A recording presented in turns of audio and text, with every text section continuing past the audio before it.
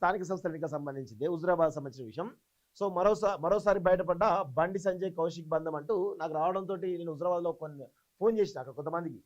Phone చేస్తే ఏం చెప్తారో తెలుసా విచిత్రంగా, అక్కడ కౌశిక్ రెడ్డికి సంబంధించినటువంటి ఎవరైతే బీఆర్ఎస్ పార్టీ అభ్యర్థులు నిల్చున్నారో వాళ్ళకి బండి సంజయ్ ఫండింగ్ చేస్తున్నాడట. 5 లక్షలు 4 లక్షలు ఫండింగ్ చేస్తున్నాడట. నా దృష్టికి రావడం జరిగింది. సో ఒకసారి ప్రజల ముందు పెడదామని అనుకుంటున్నాను. సో ఎంత దుర్మార్గంగా ఉందో చూడండి హుజురాబాద్లో పరిస్థితి. విచిత్రం ఏంటంటే బీఆర్ఎస్ పార్టీ సర్పంచ్ అభ్యర్థులకు బీజేపీ కేంద్ర మంత్రి ఫండింగ్ చేస్తున్నట్టుగా గుసగుసలు పెద్ద ఎత్తున వినిపిస్తూ ఉన్నాయి. ఇది నాకు వచ్చింది ఫేస్బుక్లో లింక్ వస్తే నేను అక్కడ అసలు ఏం జరుగుతుంది ఏందో తెలుసుకునే ప్రయత్నం చేస్తే ఇది చెప్తా ఉన్నాను. ఇంత దారుణంగా ఉంటుందా ఎక్కడన్నా? అసలు బీజేపీ మీద బీఆర్ఎస్ మీద రోజు బండి సంజయ్ ఏమో రుసరుసలు ఆడుతూ ఉంటాడు. అదేవిధంగా బీజేపీ మీద ఇటు కౌశిక్ రెడ్డి కూడా బీజేపీ మీద రుసరుసలు ఆడుతూ ఉంటాడు. మరి ఇలాంటి బద్ధ విరుద్ధ పార్టీల మధ్య ఇద్దరు స్నేహబంధం ఎట్లా చికిస్తుందో అర్థం చేసుకోండి. విచిత్రం ఏంటంటే రేవంత్ రెడ్డి, బండి సంజయ్, కౌశిక్ రెడ్డి ముగ్గురు ఒకటే. అందుకే రేవంత్ రెడ్డిని బండబూతులు తిట్టాం కానీ కౌశిక్ రెడ్డి మాత్రం రేవంత్ రెడ్డి ఒక కించిత్తు కేసు పెట్టకుండా కిమ్ అనుకుంటూ ఉన్నాడు. చాలా గలీజ్గా తిట్టింది కదా. రేవంత్ రెడ్డికి ఉండాలి కదా కొంచెమైనా సోయి, ఎందుకు లేదు? ఎంత దారుణంగా.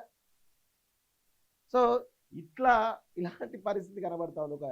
ఎంత దారుణంగా హుజురాబాద్లో అయితే బీఆర్ఎస్ అభ్యర్థులకు బీజేపీ ఫండింగ్ చేసి గెలిపించే పరిస్థితి కనబడుతుంది. ఎందుకంటే అక్కడ విషయం ఏంటంటే బండి సంజయ్ వర్సెస్ ఈటల రాజేందర్ ఫైట్ తారాస్థాయిలో ఉన్నట్టు కనబడతా ఉంది. అది స్పష్టంగా అందరికీ తెలుసు. ఇప్పుడు ఏంది ఈటల రాజేందర్ను హుజురాబాద్లో వీక్ చేయడం ద్వారా ఏం జరుగుతూ ఉంది? ఈటల రాజేందర్ను దెబ్బ కొట్టొచ్చని బండి సంజయ్ యొక్క ప్లాన్. సో అందుకే ఈటల రాజేందర్ సంబంధించినటువంటి సర్పంచ్ అభ్యర్థులు అవుతున్నారో వాళ్ళను ఓడగొట్టడానికి బీజేపీకి సంబంధించినటువంటి కేంద్ర మంత్రి చాలా డైరెక్ట్గా రంగంలోకి దిగి వాళ్ళని ఓడగొట్టేటువంటి ప్రయత్నం చేస్తున్నట్టుగా చాలా స్పష్టంగా కనబడతా ఉంది. ఇది పరిస్థితి.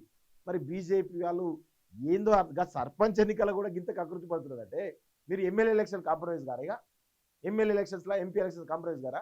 మీరు ఒక్కరే ఎంపీగా ఉండాలి, మీరు ఒక్కరే కేంద్ర మంత్రిగా ఉండాలంటే ఉండండి, తప్పేం లేదు. గత 20 సంవత్సరాల నుంచి అట్లే ఉన్నది. మీరు ఇట్లాంటి కథలు చేయడం వల్ల ఎవరికి నష్టం? ఈటల రాజేందర్కి నష్టమా? ఏమన్నా ఇవ్వాలిగా ఈ ఎలక్షన్ కాబట్టి నెక్స్ట్ టైం కొట్లాడుకుంటాడు. కానీ భారతీయ జనతా పార్టీ క్రెడిబిలిటీ ఒక్కసారి పోతే మళ్ళీ వస్తుందా? 20 సంవత్సరాల నుంచి గది నడుస్తుంది. ఇప్పుడు కూడా మీ నాయకత్వం కూడా గది నడుస్తూ ఉంది. ఎంత దుర్మార్గం చూడండి ఒకసారి. హుజురాబాద్లో గింత దారుణమైన పరిస్థితులు ఉంటాయా? బీఆర్ఎస్ సర్పంచ్ అభ్యర్థులకు బీజేపీ కేంద్ర మంత్రి ఫండింగ్ చేస్తే ఇది ఎక్కడి బీజేపీ అయినా బాగుపడదా? తెలంగాణలో ఇప్పటికే చెతికిల పడిపోయింది తెలంగాణలో.